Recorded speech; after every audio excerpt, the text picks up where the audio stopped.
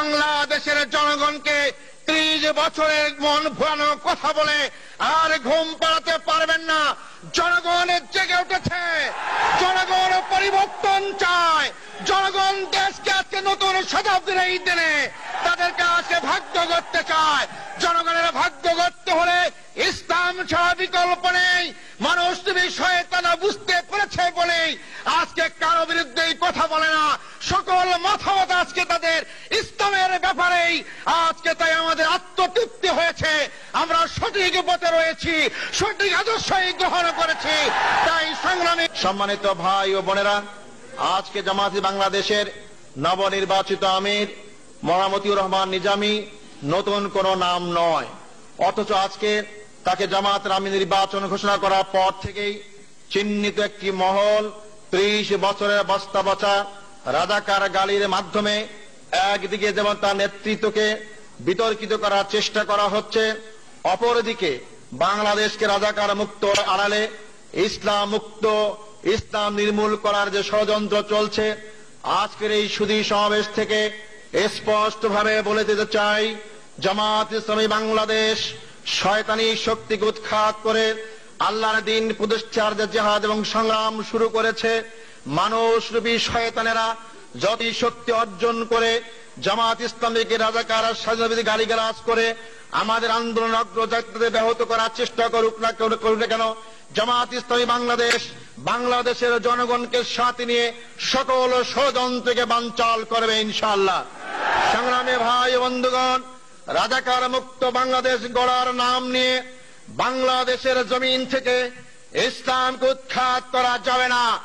ইসলামের শিকড় বাংলাদেশের মাটির গভীরে পতিত রয়েছে। এই শিকড়কে উৎখাত করা যারাই চেষ্টা করবেন তারাই উৎখাত হয়ে যাবেন। ইসলাম দিন দিনে বৃদ্ধি পাবে, হাঁটি হাঁটি পা পা করে 41 সাল থেকে এই উপমহাদেশে জামায়াত ইসলামীর যজ্ঞযাত্রা শুরু হয়েছে। একবিংশ শতাব্দীতে শুধু এক উপমহাদেশেই নয়, পৃথিবীর যেখানেই যাবেন সেখানে ইসলামী আন্দোলন আজকে শক্তিশালী আত্মপ্রকাশ করেছে। আমার দৃঢ় বিশ্বাস হয়েছে চলমান একবিংশ শতাব্দী আবেগের বশবর্তী হয়ে নয়, বাস্তবতার কারণেই পৃথিবীর দেশে দেশে ইসলাম একটি বিজয়ী শক্তি হিসাবে আত্মপ্রকাশ করবে ইনশাআল্লাহ। কোন শক্তি নাই তাকে উৎখাত করার জন্য। আজকের এই সুযোগ থেকে এই অঙ্গীকার ব্যক্ত করতে চাই, বাংলাদেশের জনগণকে যদি বাঁচতে হয়, আজকে বাংলাদেশের জনগণের সামনে রাজাকার কোন সমস্যা নয়, স্বাধীনতার পক্ষ বিপক্ষ সমস্যা নয়। বাংলাদেশের সমস্যা কুশিক্ষা, অশিক্ষা, আজকে বেকারত্ব, জুলুম, নির্যাতন, হত্যা, ধর্ষণ। আর এর জন্যই দায়ী যারা এই দেশ শাসন করেছেন, এর জন্যই দায়ী মানুষ শয়তান যারা দেশকে শোষণ করে অর্থের পাহাড় করেছেন।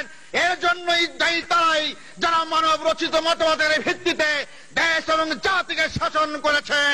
অতএব তাদের এই অপকর্ম ঢাকার জন্য, তাদের এই ব্যর্থতা ঢাকার জন্য আজকে তারা রাজাকার নামে ইসলামী আন্দোলনের উত্থিত আন্দোলনকে যারা আজকে ভয় পেয়ে জনগণের কাছে তাদেরকে হেয় করার চেষ্টা করছেন, আমরা স্পষ্ট বলে চাই, বাংলাদেশের জনগণকে 30 বছরের মন ভুলানো কথা বলে আর ঘুম পাড়াতে পারবেন না।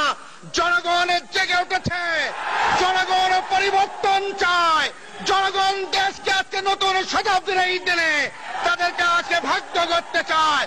জনগণের ভাগ্য করতে হলে ইসলাম ছাড়া বিকল্প নেই। মানুষ বিষয়ে তারা বুঝতে পেরেছে বলেই আজকে কারো বিরুদ্ধে কথা বলে না। সকল মতামত আজকে তাদের ইসলামের ব্যাপারেই। আজকে তাই আমাদের আত্মতৃপ্তি হয়েছে, আমরা সঠিক পথে রয়েছি, সঠিক আদর্শই গ্রহণ করেছি।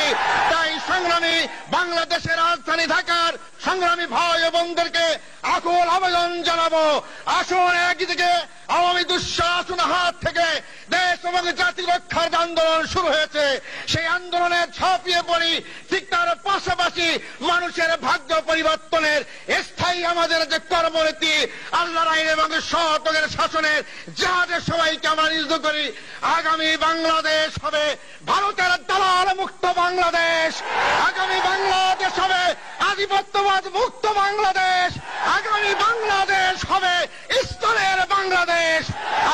আপনাদের সবাইকে আজকের এই সুধী সমাবেশে উপস্থিত হওয়ার জন্য আন্তরিক মোবারকবাদ জানিয়ে বক্তব্য শেষ করছি। আগামীকাল বিকেল 3টায় ঐতিহাসিক পল্টন ময়দান থেকে বাংলাদেশের 4 শীর্ষ নেতার নেতৃত্বে গণমিছিল হবে। আমাদের নেতা আমিরে জামাত মনোমতুল নিজামী নেতৃত্ব দেবেন। আপনারা আগামীকাল মহল্লায় পাড়ায় থেকে মিছিল সহকারে পল্টন ময়দানে হাজির হবেন। আসসালামু আলাইকুম রহমতুল্লাহ।